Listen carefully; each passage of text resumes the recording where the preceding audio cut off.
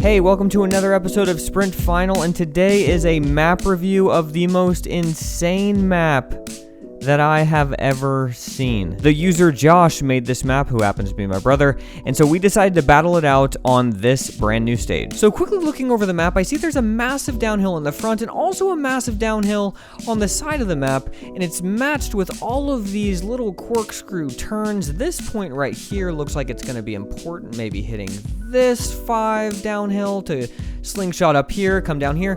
Then there's this corkscrew, and there's a little flat straight away, and that is kind of an insane map. I'm green and Josh is blue, and immediately because of this massive downhill section, I had a lot of decisions to make being in the front. Given that this is a 14 square downhill, I had a decision to make if I wanted to play my small cards and take exhaustion every single turn while he rides behind me, or I could just play a bunch of high cards to get down this as fast as possible and hope that Josh here plays a bunch of small cards trying to utilize staying behind me. Him anticipating that I would go 5 each time, given you can go 5 each time on this. I wanted to play a 9 with my sprinter, but I simply didn't have it, so I had to just go again.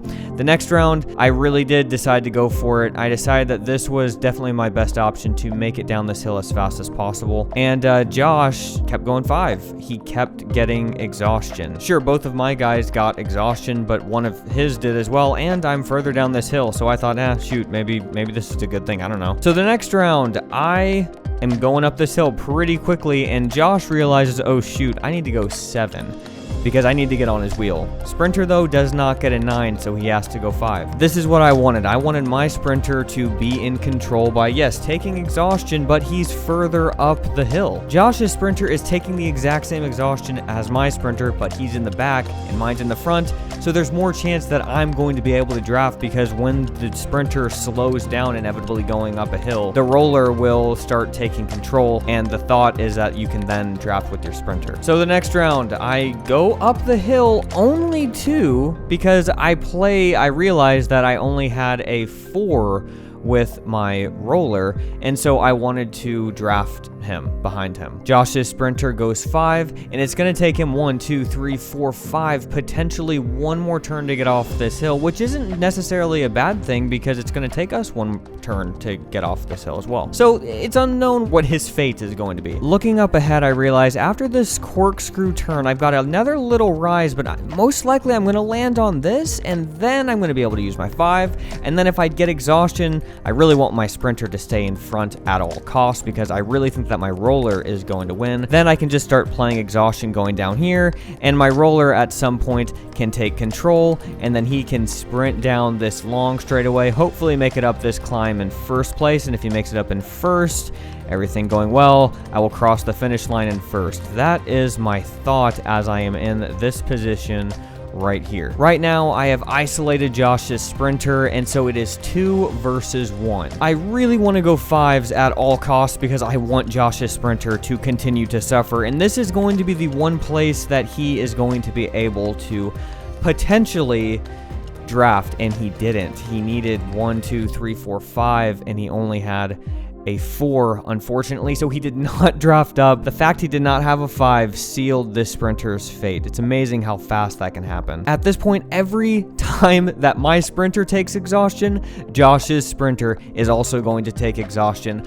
but 2 squares behind, so I am very committed to just burning my sprinter because Josh's sprinter is burning as well in a worse position and doing nothing, and so I really believe at this point that my roller is going to be the one who could potentially win this. The fact that I know exactly where my sprinter is going to land in relation to my roller gives me a massive benefit compared to Josh, who has no clue what my sprinter is going to do ahead. Hopefully at some point I am able to draft up my roller one time if need be, and that way I will be ahead of Josh because I really believe that this game is going to come down to just 1 square, or if somebody is in the right lane versus somebody in the left lane, the person in the right lane is going to win. So the next round, I make it over the top with a 5. On this turn, I had the chance to play a 4 with my roller, knowing that I would most likely draft up to my sprinter, but I chose to play a 6 instead and burn a movement, and that made it so Josh's roller,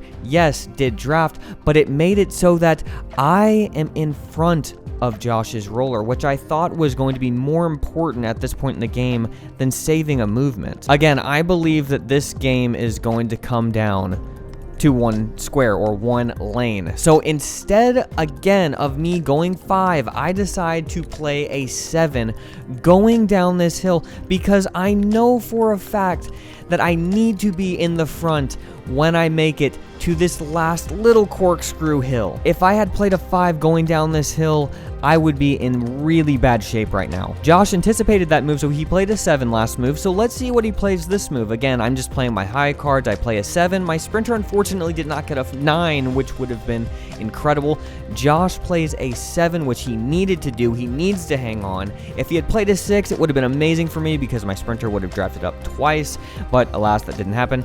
So let's see what happens the next round. Next round, I need to get a 5. I did not want to burn a 6 because I am 1, 2, 3, 4, 5 squares away. If I had to burn a 6 to get to this square right here, I would definitely do that. A 7, I might even consider doing that. But luckily, I got a 5 and I did not have to burn my card. Josh played a 6. He got right next to me and I played a 9, hoping that Josh didn't have a 6, but he did have a 6. And so my sprinter lost a movement, which is unfortunate because if I did take this spot and Josh was behind me, I mean, the chances of me losing extremely low because my sprinter still has a 5, 1, 2, 3, 4, 5, and by pure luck, if I drew a 5 and then played a 9, I would win in 2 movements, but unfortunately that did not happen, and now I have to go 2 moves in order to get over this hill with the sprinter. 1, 2, 3, 4, 5. So the sprinter is pretty much out of it. It's coming down just like I thought to these 2 rollers who are shoulder to shoulder. So the next round, I get a 5. I did not have to burn a 6, thankfully. Josh also gets a 5, and my sprinter gets a 5, and Josh's sprinter gets a 5. His sprinter caught back on, but it took him 8 exhaustion to get there, and my sprinter took 8 exhaustion as well, but he is 1 movement ahead and played a massive role for my roller. So I'm very happy with how that turned out for my sprinter. I don't care if he even crosses the line in 4th, literally don't care. I think Josh still has a 7, and if he has a 7, 1, 2, 3, 4, 5, 6, 7, he wins the game, but I check over here and realize, oh wait, he doesn't have a 7, I don't think, and it turns out that he didn't have a 7. So I'm like, wait a minute, if I draw all high cards, I should win. Luckily, I draw a 6, Josh draws a 6. Who cares about these sprinters? Because it's gonna come down to the 2 rollers and where they landed on the lanes. If we both play our 6s, the next round happens. It's going to determine the winner of the game. I play a 6, and Josh himself plays a 6.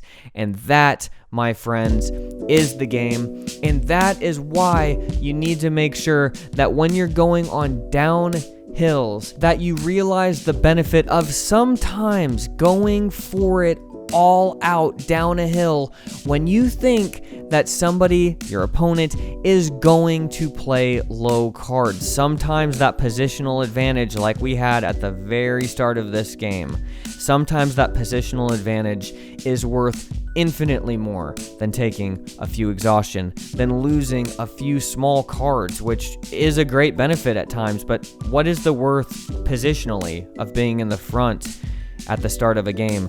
It really depends on the map, and this map, my friends, is a great map. Very fun, very different from anything that I've ever played before. Different tactics, so much fun. I would highly suggest you play it. It's called Twists and Turns, and it is out right now on sprintfinal.fr. I would highly suggest it. Check it out. Let me know what you think, and maybe I'll see you over there on the game sometimes. See ya. Bye.